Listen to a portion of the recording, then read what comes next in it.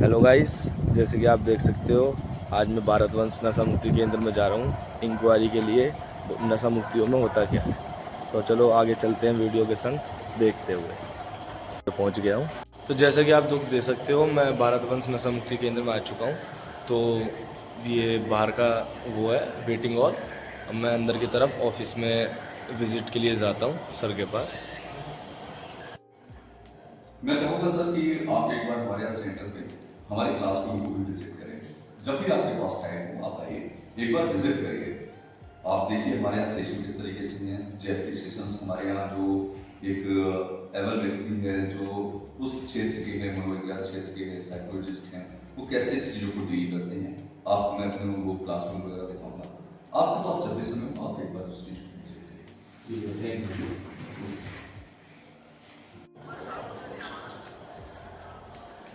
Hello sir, जैसे आपके rehab centre के बारे में मुझे कुछ जानकारी चाहिए। बिल्कुल। देखिए तरुण जी, हमारे यहाँ जो भारत वंश रिवॉर्ड फाउंडेशन है ये एडिक्शन पर काम करता है। हमारे यहाँ कई पेशेंट ऐसे हैं जो एडिक्टेड है। हम उनको मानसिक और शारीरिक रूप से ट्रीटमेंट प्रोवाइड कराते हैं। हमारे यहाँ क्या है कि पेशेंट को योगा क्लासेस के थ्रू, काउंसलिंग के थ्रू, ठीक, और अदर एक्टिविटीज़ भी हैं मदद करते हैं। हमारे यहाँ काउंसलिंग के लिए अलग सेशंस होते हैं और एक फैमिली तरीके से हम उनको मोटिवेट करते हैं कि आगे वो अपने किस तरीके से जीवन को एक नशे से दूर ले जा सकते हैं। यानी कि उनके अंदर जो एक आशा की किरण है, जो अभी तक एक तरीके से कह सकते हैं लुप्त हो चुकी है, खो चुकी है, हम उसी पर काम करते हैं। आपने पहले कभी कोई रिहैब सेंटर के लिए विजिट किया है क्या? नहीं, फर्स्ट टाइम जी। ठीक है, तो आप कभी हमारे एक सेशन में आइए, मैं अपने आप काउंसलर से मिलवाता हूँ, पेशेंट से मिलवाता हूँ। जो हमारे यहाँ एक्टिविटीज़ होती हैं वो फ्रेंडली एक्टिविटीज़ होती हैं। कोई बाउंडेशन नहीं है पेशेंट के ऊपर, कोई प्रेशराइज नहीं करते हैं। उनकी जो जिज्ञासाएं हैं, चीज़ें हैं जो उनके मन में अंदर मन में है, उनको उन पर हम लोग काम करते हैं। प्रॉपर हमारे यहाँ भोजन की सुविधा रहती है, अच्छी तरीके से उनकी एक्टिविटीज़ की सुविधा है और तरह तरह की एक्टिविटीज़। जब आप उनको विजिट करेंगे तो आप जान पाएंगे कि पेशेंट को हम लोग ज़्यादातर हम लोग कोशिश यही करते हैं कि वो शारीरिक से साथ साथ मानसिक भी अपने स्टेबल्स को तैयार करें।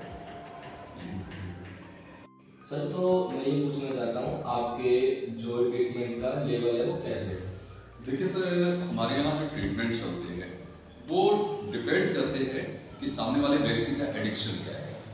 कुछ हमारे यहाँ पेशेंट एल्कोहलिक होते हैं, कुछ पेशेंट हमारे यहाँ वीड के होते हैं, कुछ ड्रग्स एडिक्ट होते हैं, तो उस हिसाब से अपना सर्कुलर बनती है। और कुछ ऐसा होता है कि हमारे यहाँ जो एक्टिविटीज़ है कुछ मानसिक शारीरिक के साथ साथ उनके बिहेवियर पे भी काम करती है। हमारा जो बिहेवियर है, जो हम सोचते हैं, उस हिसाब से भी हम पेशेंट को थिंक अबाउट वे एक तरीके से कह सकते हैं, हम उस पर उनका ज़्यादा ध्यान देते हैं। इसमें जरूरी ये नहीं है कि योगा क्लासेस जेएफडी, इसके बाद हमारे यहाँ कुछ सेशन ऐसे कि पेशेंट को दूर नहीं करने हैं। हम दूर करने के साथ साथ उसे एडिक्शन के से अलगाव कैसे हो, उससे दूर कैसे रहा जा सके, इस पर ज़्यादा फोकस करते हैं। हमारे यहाँ पूरा जो स्टाफ टीम है उसमें डॉक्टर्स भी हैं, काउंसलर भी हैं और उनके सहयोगकर्ता भी हैं जो उनका देख रेख करते हैं। तो प्रॉपर वे में हम एक पूरा प्रॉपर वे बनाते हैं, एक उनका पूरा डेकोरम तैयार करते हैं, उनका एक टाइम टेबल तैयार करते हैं कि किस हिसाब से वो अपने यहाँ से निकलने के बाद अपने जीवन को सही तरीके से सुचारू रूप से चलाते हैं। तो पेशेंट के पास भी कोई स्टाफ रहता है या नहीं? नहीं, बिल्कुल हर पेशेंट की देखरेख में हमारे यहाँ का जो सजग स्टाफ है वो हमेशा उसका साथ रहता है, पूरा सहयोग। मैंने जैसे आपको पहले बताया, यहाँ पेशेंट को हम एक सेंटर का एटमॉस्फेयर नहीं देते, हम एक फैमिली का एटमॉस्फेयर देते हैं।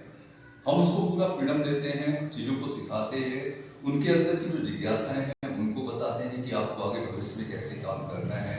उनके जो समरी वाइज हमारे एफएक्यूज होते हैं उन पर काम करते हैं, उनका शेयरिंग सेशन यूज करते हैं, उन्होंने क्या गलतियां की हैं, अपना पास्ट कैसा रहा, उसे हम कैसे बदलाव कर सकते हैं।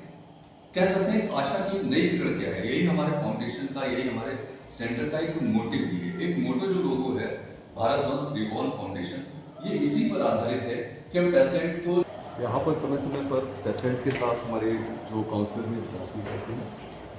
This is a counselling room and counselling है ये हमारे नित्या द्विवेदी जी। ये हमारा वेटिंग एरिया है पूरा। यहाँ पर आपको वेटिंग रूम्स में जो भी हमारे अंदर ऑफिस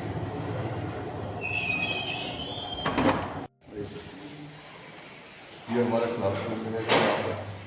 अभी तो इस टाइम अभी रेस्ट चल रहा है, क्लास लेने के बाद ये हमारे रूम में रिलैक्स रूम भी आपका अवेलेबल रहेगा, वीआईपी भी वीआईपी है। ये हमारा डिटॉक्स एरिया रहेगा यहाँ पे, ये डिटॉक्स पेशेंट्स रहेगा इनको 3 to 6 डेज के लिए।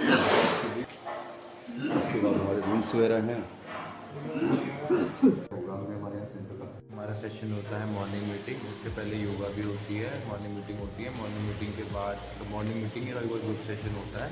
उसके बाद हमारा लंच होता है, लंच के बाद हमारे JFT लगती है, इनपुट सेशन भी लगता है, आरती होती है, और उसके बाद हमारा आखिरी में बिग ब्रदर सेशन या मूड मेकिंग या कुछ भी सेशन जो हमें सीनियर द्वारा बताया गया वो हम लगा देते हैं।